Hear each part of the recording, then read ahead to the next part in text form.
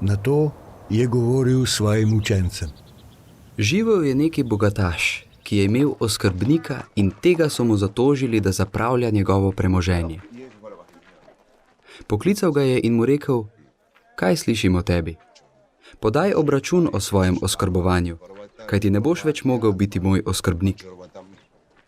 Oskrbnik pa je rekel sam pri sebi: kaj naj storim, ker mi gospodar jemlje oskrbništvo? Kopati ne morem, beračiti me je sram. Vem, kaj bom storil, da me bodo ljudje sprejeli v svoje hiše, ko me bo gospodar odstavil od oskrbništva. Poklical je dolžnike svojega gospodarja, vsakega posebej. In rekel je prvemu: koliko si dolžan mojemu gospodarju? Ta je rekel: 100 čebrov olja. On pa mu je dejal: vzemi svojo zadolžnico, brž sedi in zapiši 50. Spet drugemu je rekel: koliko pa si ti dolžan? Rekel mu je: 100 kadi žita. Dejal mu je: vzemi zadolžnico in zapiši 80. In gospodar je pohvalil krivičnega oskrbnika, da je preudarno ravnal, kajti sinovi tega veka so do svojega rodu preudarnejši, kakor sinovi luči. Jaz pa vam pravim, naredite si prijatelje s krivičnim mamonom, da vas sprejmejo v večna bivališča, ko ta propade.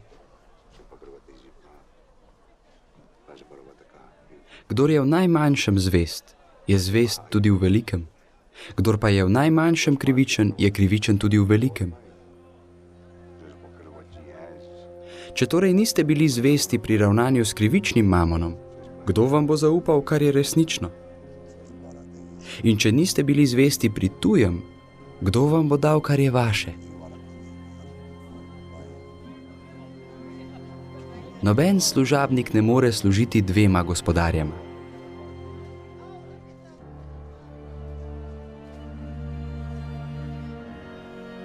Ali bo enega sovražil in drugega ljubil, ali pa se bo enega držal in drugega zaničeval. Ne morete služiti Bogu in mamonu.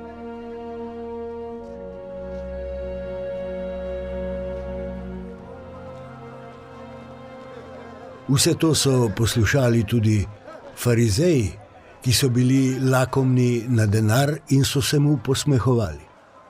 On pa jim je rekel: Vi sebe opravičujete pred ljudmi, toda Bog pozna vaša srca. Kar je pred ljudmi visoko, je pred Bogom gnusoba. Postava in preroki so do Janeza, od tedaj pa se oznanja Božje kraljestvo in vsak si vanj s silo utira pot. Laže bi prešla nebo in zemlja, kakor da bi bila izbrisana ena črtica postave.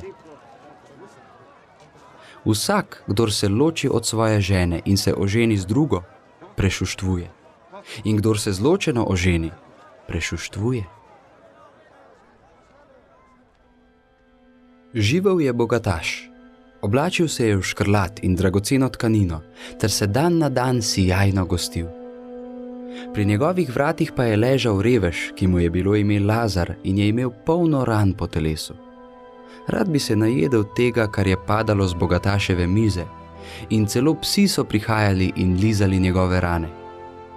Revež je umrl in angeli so ga odnesli v Abrahamovo naročje. Tudi bogataš je umrl in bil pokopan. In ko je v podzemlju trpel muke, je povzdignil oči in oddaleč videl Abrahama in Lazarja v njegovem naročju. Zaklical je: Oče Abraham, usmili se me in pošli Lazarja, da pomoči konec svojega prsta v vodo in mi ohladi jezik, kajti trpim v tem plamenu. Abraham mu je rekel: Otrok, spomni se, da si v življenju dobil svoje dobro, Lazar pa prav tako hudo. Zdaj je on tukaj potolažen, ti pa trpiš. Vrh tega je med nami in vami velik prepad, tako da tisti, ki bi hoteli od tod priti k vam, ne morejo, pa tudi od tam se ne da priti k nam. Nato mu je bogataš rekel: Prosim te torej, oče, da ga pošlješ v hišo mojega očeta. Imam namreč 5 bratov in posvari naj jih, da tudi oni ne pridejo v ta kraj mučenja. Abraham mu je dejal: Imajo Mojzesa in preroke, te naj poslušajo. Ta pa mu je odvrnil: Ne, oče Abraham, toda če pojde kdo od mrtvih k njim, se bodo spreobrnili.